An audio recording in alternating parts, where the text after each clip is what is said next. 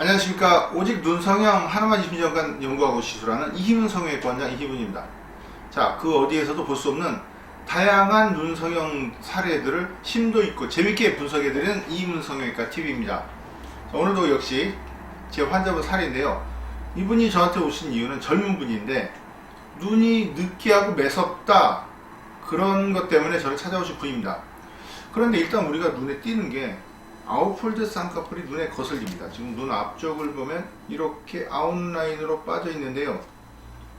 이런 부분들이 눈에 어울리지 않는 경우가 많습니다. 왜냐하면 우리가 아웃라인이나 즉 아웃폴드를 만드는 이유는 눈이 좀 더 세련돼 보이기 위해서 만드는데 사실 안 어울리는 경우가 많거든요. 그러면 다시 인폴드, 인라인을 원하시는 분들이 많습니다. 그렇지만 말은 쉬운데 현대 성형외과 기술로는 아웃폴드 쌍꺼풀을 인폴드로 교정하는 것이 안 된다, 이렇게 알려져 있습니다. 그만큼 어려운 기술인데요.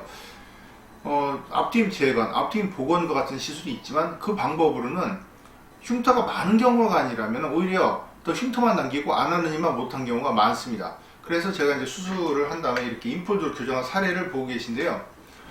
일단은 그 전으로 돌아가서 이분이 눈이 느끼하고 매서운 이유는 두 가지입니다. 첫 번째, 아까 말씀드린 아웃폴드로 빠진 거. 두 번째, 잘 보면 이 각도, 여기가 이렇게 뾰족합니다. 이 각도 기울면 매서워 보일 수밖에 없거든요. 제 눈도 보시면 약간 기울어서 매섭다고 하시지만 저는 뭐 나이가 들면서 이렇게 된 거니까, 저도 젊었을 때는 눈이 훈훈했습니다. 자, 농담이었고요. 여하튼 수술한 다음에 보시면 이렇게 인폴드 둥근 눈매로 교정해서 훨씬 더 개선된 모양을 보여드리고 있는데요. 자, 그러면 어떻게 교정을 해야지 이 아웃폴드를 인폴드, 즉 인라인으로 교정할 수 있을까요? 이 눈 앞쪽 이 부분은 여유분의 피부가 없어서 유격이 없습니다.